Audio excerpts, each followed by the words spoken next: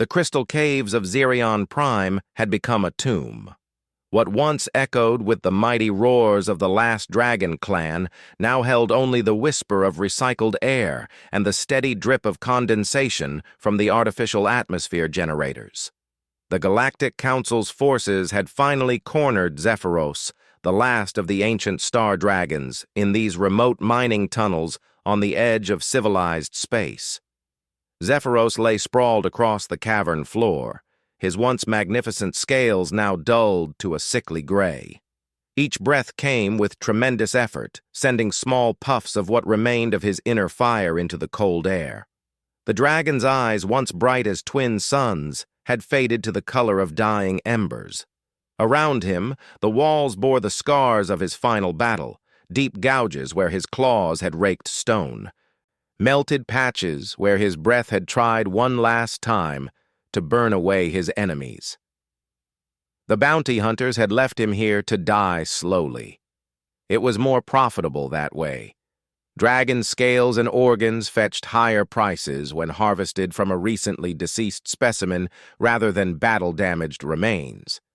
So they waited outside the cave system, scanning equipment, monitoring his vital signs, ready to move in the moment his great heart finally stopped beating. Zephyros had lived for over 3,000 years. He remembered when his kind ruled the space lanes, when merchant ships would detour light years just to avoid a dragon's territory.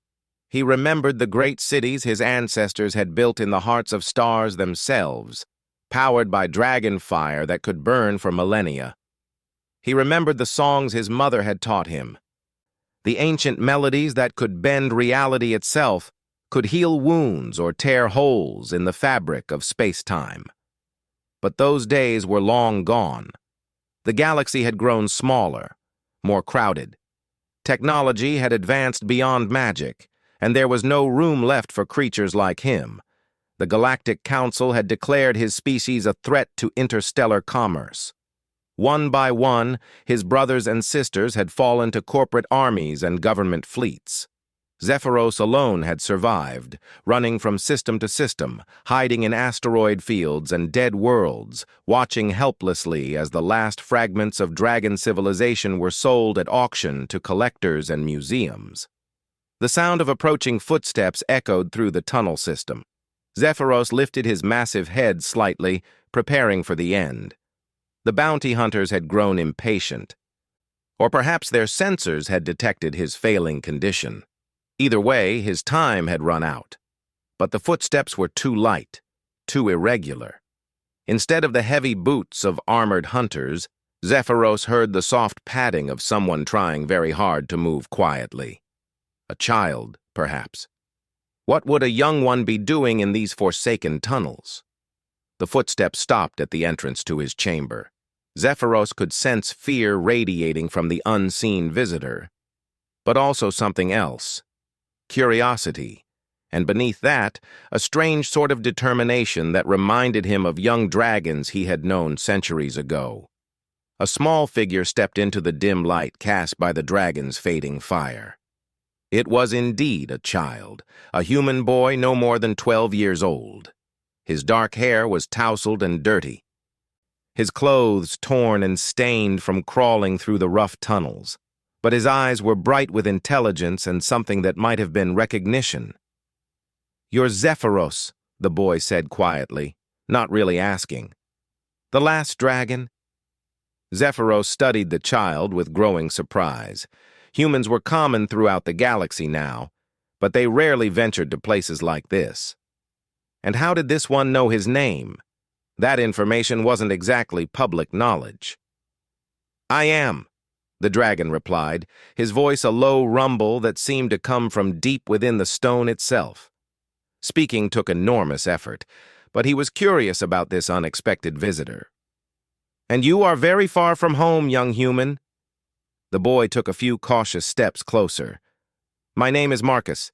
My ship crashed 3 days ago during a transport run. I've been hiding in these caves ever since." "From the bounty hunters?" Marcus nodded. "They killed everyone else on my ship. My parents, the crew, everyone." I managed to get to an escape pod, but it didn't take me far."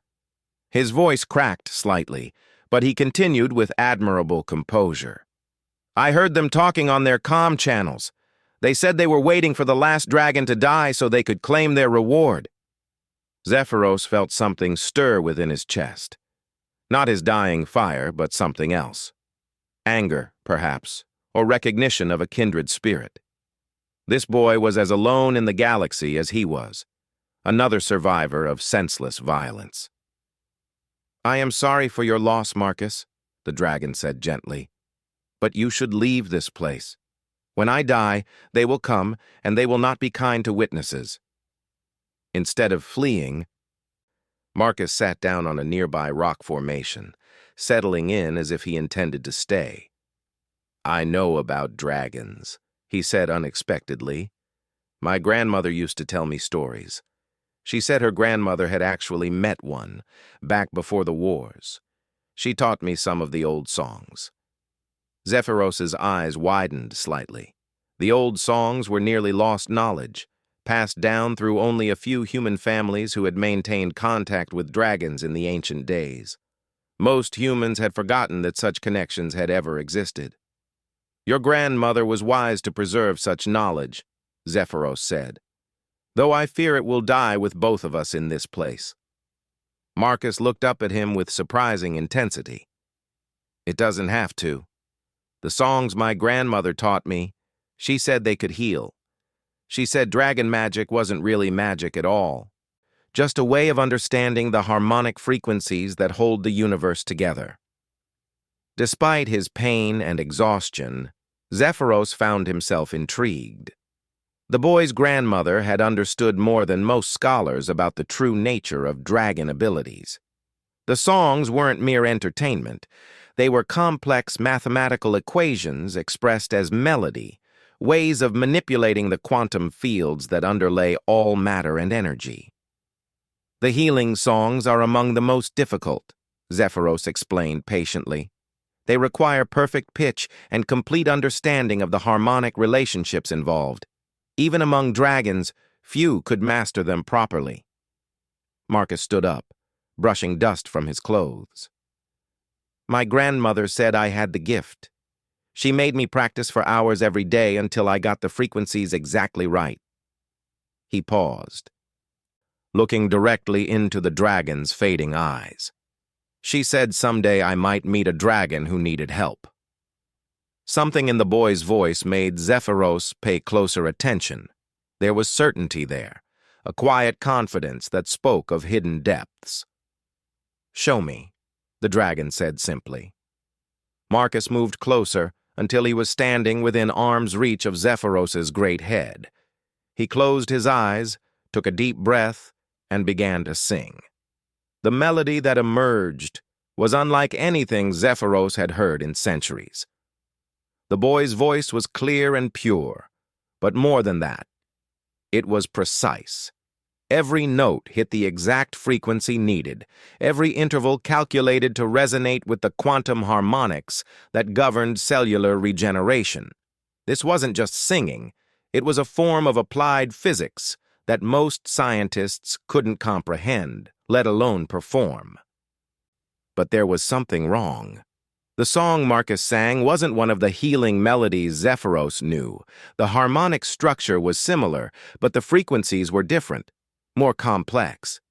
As the boy continued to sing, Zephyros realized with growing amazement what he was hearing. This was one of the forbidden songs, the melodies that had been banned by the Dragon Council itself millennia ago, deemed too dangerous for regular use. Songs that didn't just heal injury or cure disease, but actually reversed entropy itself, unwound the flow of time at a cellular level, restored not just health but youth and vitality. The song grew stronger as Marcus found his rhythm. The boy's voice seemed to fill the entire cavern, resonating through stone and crystal, creating harmonics that made the air itself shimmer with barely visible energy.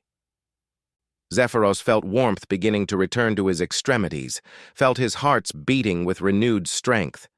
"Stop," Zephyros whispered. but his voice was lost in the melody's power. He tried again, louder. "Child, you must stop. That song is forbidden." But Marcus continued singing, and the dragon found himself caught in the song's embrace. His scales began to regain their luster, shifting from dull gray back to their original deep blue-black. His wounds started to close, flesh knitting back together as if the injuries had never occurred. Most remarkably of all, he felt years falling away from him, the accumulated weight of centuries lifting from his consciousness. The song reached its crescendo, and Marcus's voice soared into frequencies that should have been impossible for human vocal cords to produce. For a moment, the entire cavern filled with light as bright as a star's core.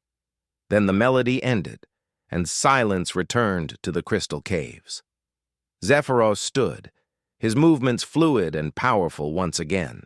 He looked down at Marcus, who had collapsed to his knees from the effort of the song. The boy was pale and shaking, but alive. "How?" Zephyros asked quietly. "How did you know that melody? It was lost before your species even left their homeworld." Marcus looked up at him with exhausted but triumphant eyes. "My grandmother didn't just preserve the healing songs, she preserved everything. Her family had been the guardians of dragon knowledge for over 1,000 years, passing it down in secret even after the wars began." The dragon felt a mixture of awe and terror as he contemplated the implications. If this child's family had preserved the forbidden songs, then they possessed knowledge that could reshape the galaxy. Knowledge that both dragons and humans had assumed was lost forever. Outside the cavern, alarms began to sound. The bounty hunters had detected the energy surge from the forbidden song. They would be coming soon, and they would not be expecting to find a fully restored dragon waiting for them. Zephyros looked down at Marcus with new respect and growing affection. This brave young human had not only saved his life, but had also given him something he thought he had lost forever: hope for the future. "We need to leave this place," Zephyros said, extending one great wing to shelter the boy. "But first, tell me, what other songs do you know?" Marcus smiled weakly as he struggled to his feet. "All of them. Every song the dragons ever sang. My family has been waiting generations for someone who could use them properly." The sound of heavy footsteps echoed through the tunnels, growing closer. Zephyros felt his newly restored power flowing through his veins like liquid fire.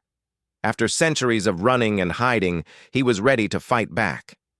"Then perhaps it is time the galaxy remembered why dragons were once feared and respected," he said, his voice carrying the promise of retribution. "And why humanity should never be underestimated." The footsteps were getting closer now, accompanied by the whine of charging weapons and the mechanical hum of battle armor. Marcus moved to stand beside his unlikely ally, no longer the frightened refugee who had stumbled into the cavern, but someone who had found his purpose. "Together?" the boy asked simply. "Together," Zephyros agreed, and for the first time in centuries he smiled. The first bounty hunter to round the corner into Zephyros's cavern barely had time to register what he was seeing before dragonfire turned his advanced combat armor into molten slag. The man's scream echoed briefly through the crystal tunnels before being cut short by the intense heat. "Impossible!" came a voice from the tunnel entrance. The dragon was dying. Our sensors confirmed it. Zephyros positioned himself protectively over Marcus, his massive form casting dancing shadows on the cavern walls in the light of his rekindled flame. "Your sensors were correct," he called back to the hidden hunters. "I was dying. But death is not always permanent. As you are about to discover." More figures appeared at the tunnel mouth. 6 heavily armed mercenaries in full combat gear, energy weapons powered and ready. Their leader, a scarred woman with cybernetic implants covering half her face, stepped forward with her plasma rifle trained on the dragon. "Captain Vera Cross," she announced, as if her name should mean something. You're worth more alive than dead, dragon, but I'll settle for either. Surrender now, and we'll make it quick." "I have a better proposal," Zephyros replied calmly. "Leave now, and I will allow you to keep your lives." Captain Cross laughed harshly. "One dragon against 6 armed professionals? Even if you weren't half dead already, those odds aren't in your favor." "You are correct," Zephyros agreed. "The odds are not in your favor at all." He reared back and unleashed a torrent of dragon fire that forced the hunters to dive for cover behind the rocky walls of the tunnel. But this wasn't the weak flame of a dying creature. This was the full fury of a star dragon in his prime, hot enough to melt steel and turn stone to glass. While the hunters scrambled to avoid being roasted alive, Marcus began to sing again. This time it wasn't a healing song, but something else entirely. A melody that seemed to bend the very air around them. The quantum harmonics of his voice created pockets of altered gravity, making some of the hunters suddenly weigh 3 times their normal amount, while others found themselves floating helplessly near the ceiling.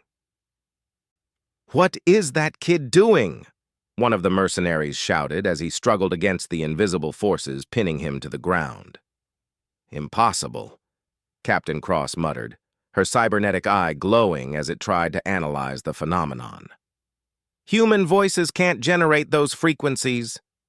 "Human voices can't," Zephyros agreed, breathing another stream of fire that melted the tunnel wall inches from her head. "But this is no ordinary human." Marcus's song shifted to a different harmonic pattern, and suddenly the hunters found their weapons refusing to function properly.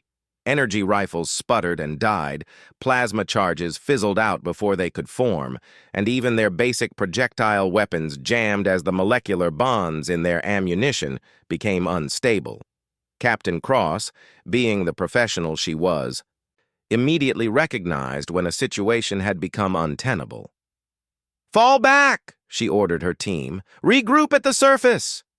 But Zephyros had no intention of letting them escape to warn others.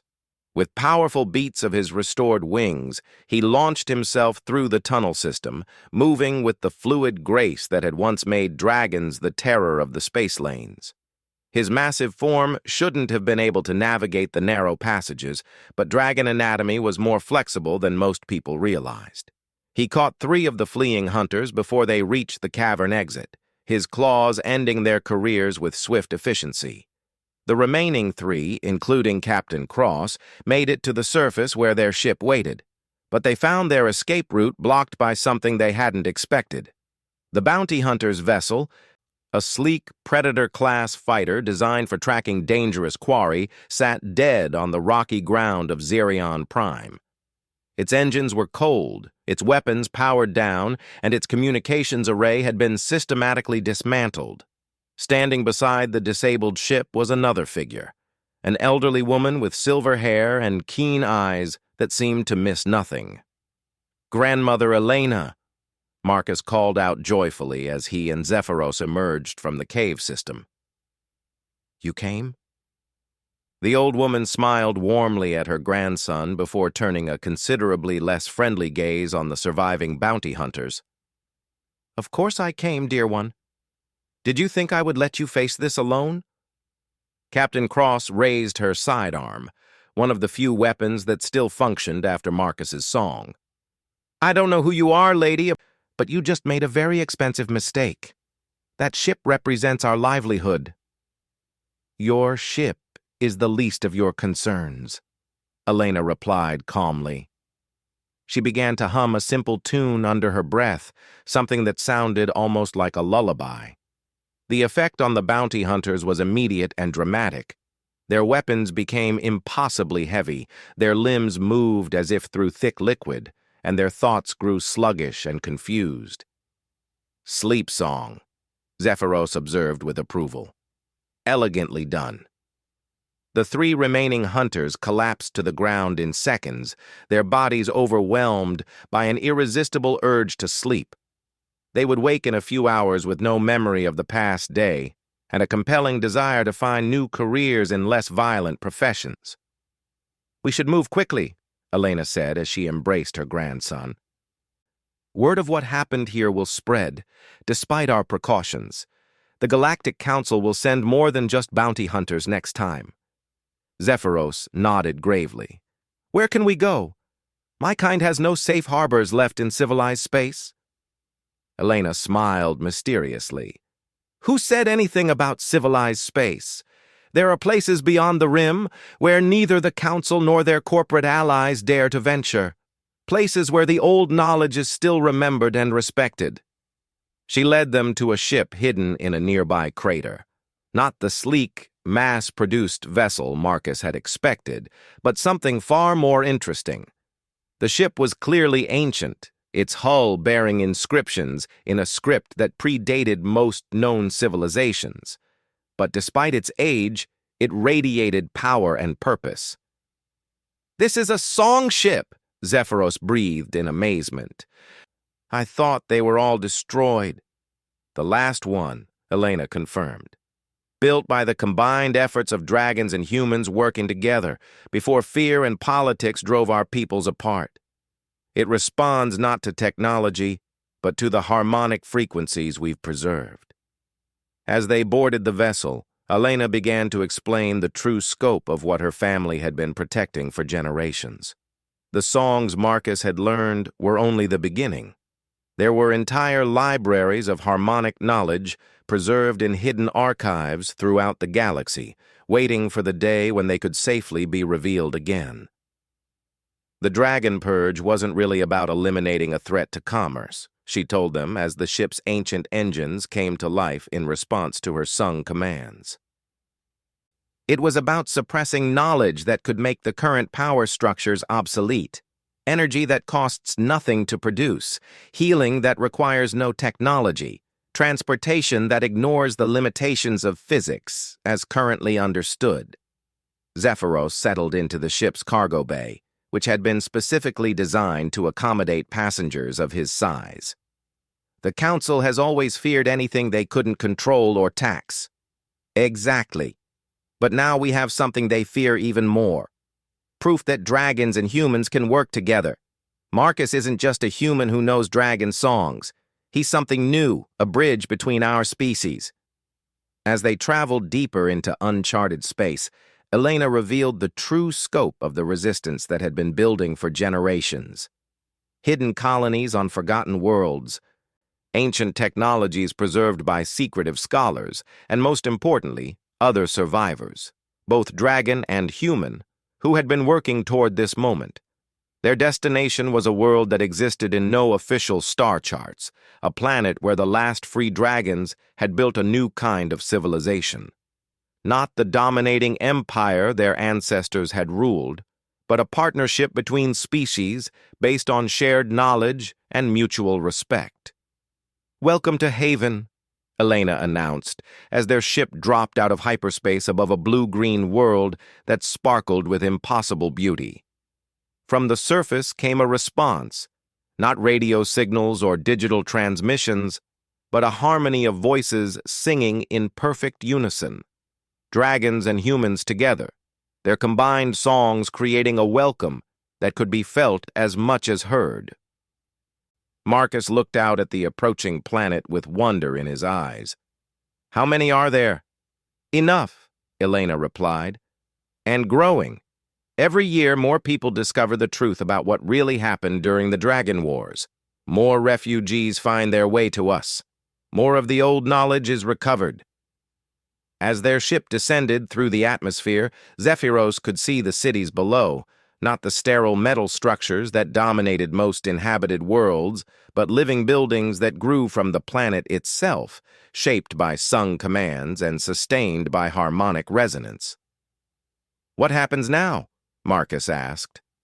"Now we prepare," Elena said firmly. "The Council will eventually discover this place. They always do. But when they come, they won't find a handful of isolated refugees hiding from their justice. They'll find a civilization that remembers what the galaxy was like before fear replaced wonder." The ship touched down in a landing field that was actually a vast amphitheater, its curved walls designed to amplify and focus sound. Hundreds of figures, both human and dragon, had gathered to welcome the newcomers. Their songs of greeting filled the air with harmonies that made the very ground beneath their feet vibrate with power. Zephyros stepped off the ship and felt something he hadn't experienced in centuries. He was no longer the last dragon. Here were others of his kind, not hiding in remote caves, but living openly, working alongside their human partners to build something new. A massive red dragon approached them, her scales gleaming with health and vitality. "Brother Zephyros," she said formally, "we have waited long for your arrival." "Sister Piritha," Zephyros replied, recognizing her despite the centuries that had passed. "I thought you were dead." "As I thought of you. Many of us are here. Survivors from the Purge, dragons born in exile, even a few who were thought lost forever. The galaxy believes we are extinct, which gives us a considerable advantage." Marcus looked around in amazement at the thriving community surrounding them. Children of both species played together in the gardens that surrounded the landing area, their laughter mixing with the constant background harmony of the settlement's working songs. "This is what we're really fighting for," Elena explained. "Not just survival, but the chance to build something better than what came before. A galaxy where knowledge is shared freely, where cooperation replaces domination, where the old songs can be sung without fear." As they walked toward the city center, Marcus began to understand the true scope of what his family had preserved. The forbidden songs weren't just powerful tools. They were the foundation of an entirely different way of life. A way that threatened the established order not through violence or conquest, but through the simple demonstration that better alternatives were possible. "The council will come eventually," Zephyros observed. "Yes," Elena agreed, "but when they do, we'll be ready. And more importantly, the galaxy will be ready to hear what we have to offer." The sun was setting over Haven as they reached the heart of the settlement. In the gathering twilight, the evening song began, a harmony so complex and beautiful that it seemed to make the stars themselves shine brighter in response. Marcus added his voice to the chorus, and Zephyros felt his heart swell with pride and hope. The boys' clear tones blended perfectly with the ensemble, adding new harmonic layers that no one had thought to try before. The last dragon was no longer alone, and the galaxy would never be the same. 3 months after Marcus first sang to save Zephyros's life, the Galactic Council's greatest fear became reality. Word of Haven had spread beyond their ability to contain it, carried by merchants, refugees, and even defectors from their own ranks, who had grown tired of enforcing laws they no longer believed in. The discovery came when a council survey ship, investigating reports of illegal mining operations in the Outer Rim, detected impossible energy readings from a supposedly uninhabited system. The expedition that followed found not empty worlds ripe for exploitation, but a thriving civilization that challenged everything the Council claimed to represent. Admiral Sarah Chen stood on the bridge of the GCS Absolute Authority, studying the tactical displays that showed Haven hanging in space like a jewel of defiance. As the Council's most experienced military commander, she had overseen the suppression of dozens of rebellions and the pacification of entire star systems. But she had never faced anything quite like this. "Preliminary scans confirm the intelligence reports," her tactical officer announced. "Population estimated at over 2 million beings, split roughly evenly between humans and dragons. Energy signatures indicate technology far beyond current council standards, but based on unknown principles."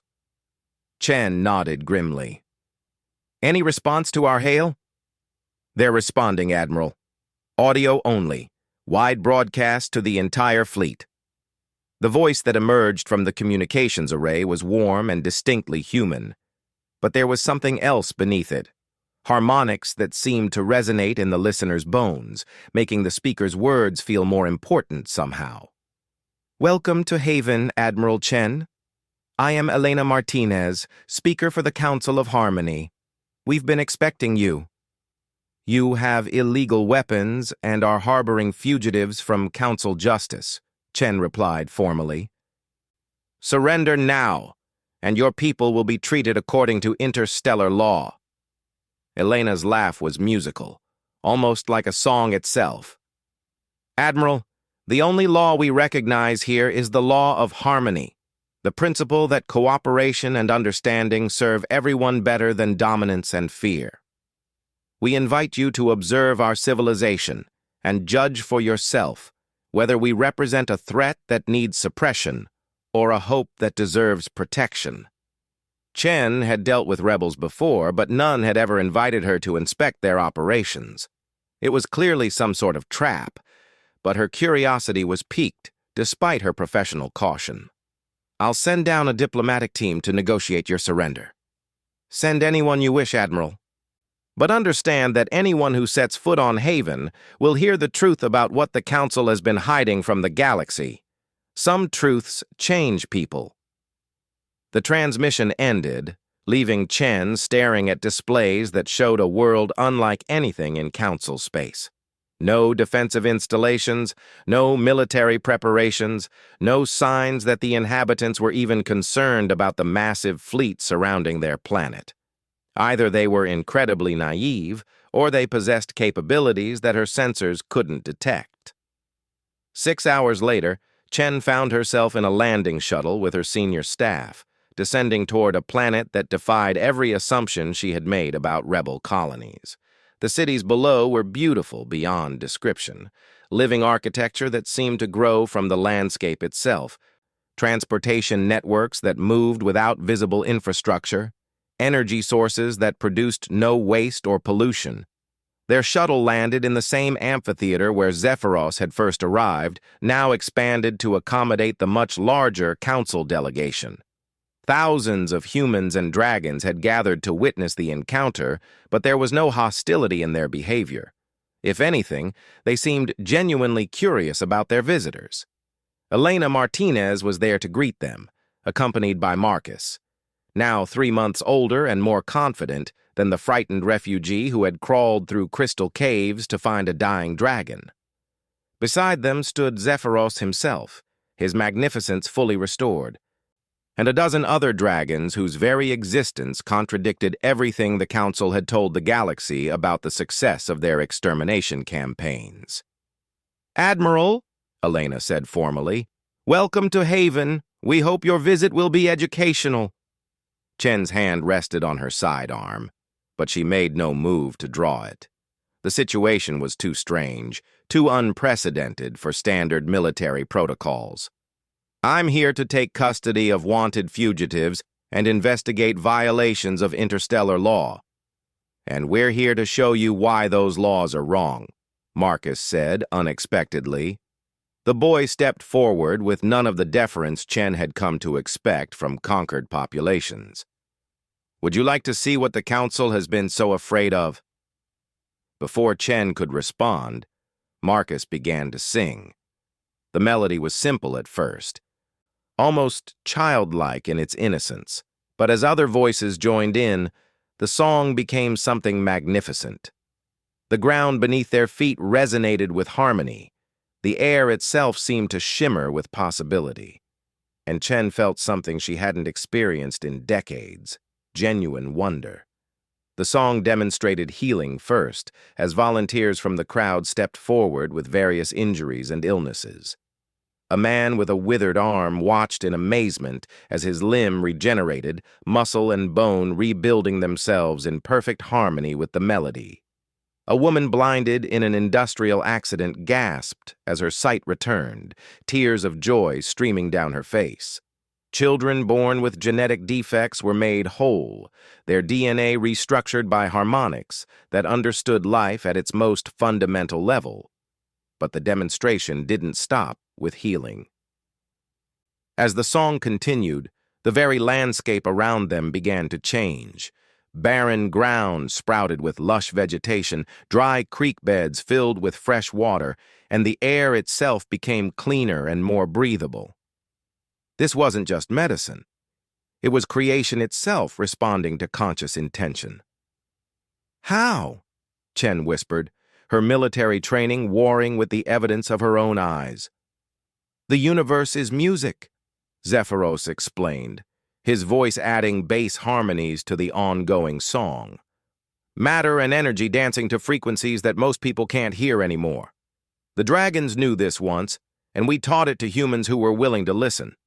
The Council's ancestors chose to forget, to rely on machines and violence instead of understanding and cooperation. The song reached a crescendo, and something impossible happened. The very space around them began to fold and twist, creating temporary gateways to other worlds. Through these portals, Chen could see other human colonies, other dragon communities, all connected by networks of harmony that spanned the galaxy. "This is why we had to be eliminated," Elena said as the song gradually faded. "Not because we were a threat to commerce, but because we represented a different way of thinking about existence itself, a way that makes the Council's power structures obsolete." Chen looked around at her senior staff and saw the same stunned recognition in their eyes that she felt in her own heart. Everything they had been told, everything they had fought to defend, had been built on lies and deliberate ignorance. "The Council will never accept this," her chief of staff said quietly. "They'll fight to preserve their power." "We know," Marcus replied sadly. "That's why we've been preparing." As if summoned by his words, the sky above Haven filled with new arrivals, not council ships, but vessels of designs Chen had never seen before. Organic curves that suggested growth rather than manufacture, hulls that seemed to sing with their own inner light, and sizes that ranged from personal transports to city-sized constructs that defied conventional understanding of how spaceships should work.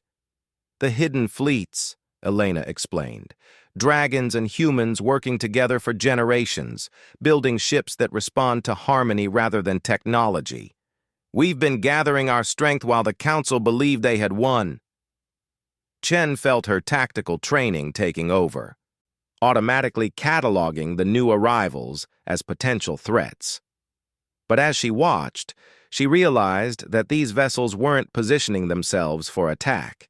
Instead, they were creating a complex three-dimensional formation around her fleet, one that seemed designed more for protection than aggression.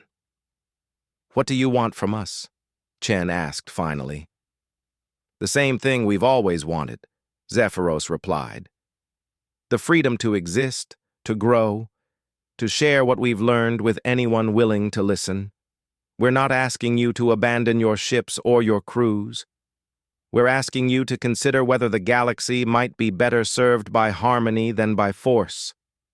As if to demonstrate the point, the combined fleets began to sing. Not with voices this time, but with the harmonic resonance of their hulls, their engines, their very structure vibrating in perfect musical coordination. The song that emerged was unlike anything in Chen's experience, a symphony of space itself, with each vessel contributing its own unique voice to a composition of breathtaking beauty and complexity. "Join us," Elena said simply. "Help us build something better than what came before. Your people don't have to be soldiers for a system that fears truth. They could be explorers of possibility instead." Chen looked at her officers and saw doubt where there had once been certainty, questions where there had been orders. The music was affecting them all, not by forcing their thoughts, but by opening their minds to alternatives they had never considered. "The Council will brand us traitors," her navigator pointed out. "The Council brands anyone a traitor who threatens their monopoly on power," Marcus replied. "But the galaxy is bigger than the Council and getting bigger every day. There are entire sectors now where their authority means nothing, where people have learned to sing the old songs and build the new cities." Over the following days, Chen found herself exploring Haven with growing amazement. She saw schools where human and dragon children learned together, not just subjects like mathematics and history, but the deep harmonies that underlay reality itself. She visited hospitals where healing was accomplished through song rather than surgery, workshops where useful objects were grown rather than manufactured, and research centers where the boundaries between science and art had dissolved entirely. Most remarkably, she met with the Council of Harmony that governed Haven, not through dominance or bureaucracy, but through a consensus-building process that used musical harmonics to ensure that all voices were heard and all perspectives considered.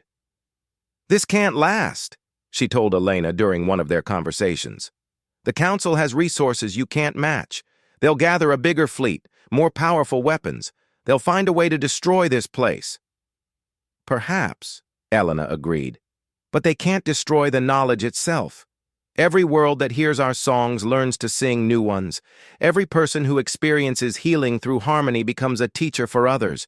The Council can win battles, but the war for the soul of the galaxy is already over."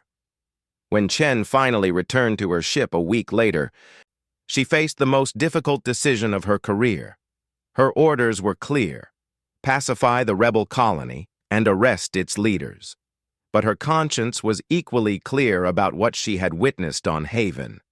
She stood on the bridge of the absolute authority, looking down at a world that represented everything the galaxy could become if it chose cooperation over domination. Around her, the crew waited for orders that would either condemn them as traitors or mark them as the first to choose a different path. "Open a channel to the fleet," Chen said finally.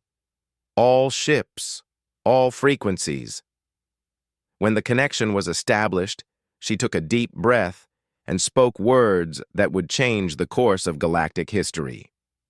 "This is Admiral Chen. After careful investigation, I have determined that the colony known as Haven poses no threat to interstellar peace or security. Furthermore, I have discovered evidence that our previous understanding of the dragon situation was based on incomplete information."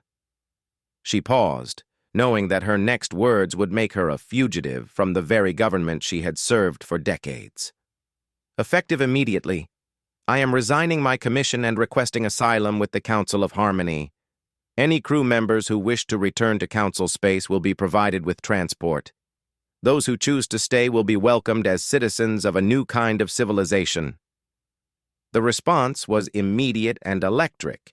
Some ships began powering their weapons, preparing to force compliance with Council directives, but others followed Chen's lead, their crews making the same choice to abandon old loyalties in favor of new possibilities. What followed was not a battle, but a transformation. The ships that chose to stay found themselves gradually changed by prolonged exposure to the harmonic technologies of Haven. Their crews learned to sing, their vessels learned to resonate, and their understanding of what was possible expanded beyond all previous limits. 6 months later, when the next Council fleet arrived to investigate the disappearance of Admiral Chen's expedition, they found something that challenged every assumption about military conquest. Instead of a defeated colony or a destroyed world, they discovered a thriving civilization that had grown to encompass 3 star systems and included technology that made Council weapons look like primitive tools. The war that followed was unlike any conflict in galactic history. It was fought not with weapons and soldiers, but with songs and ideas. Every world that heard the harmonies of Haven had to choose between the rigid control of the Council and the creative freedom of the new way. Some chose to fight for their old masters, but many more chose to sing. Marcus, now a teenager and one of Haven's most gifted harmony teachers, often reflected on the moment when he had first encountered a dying dragon in a crystal cave. That single act of compassion, that decision to sing a forbidden song, had set in motion changes that touched every corner of the galaxy. Zephyros, no longer the last dragon but one of many, working to rebuild their ancient culture in partnership with humanity, had become a symbol of hope for all those who had been written off as extinct or irrelevant. Together, they had proven that the future belonged not to those with the most powerful weapons, but to those with the most beautiful dreams. And throughout the galaxy, in hidden colonies and secret schools, in the depths of space and the hearts of stars, the old songs lived again, promising a tomorrow where harmony would replace discord, where cooperation would triumph over domination, and where the music of the spheres would guide all sentient beings toward their greatest possible destiny.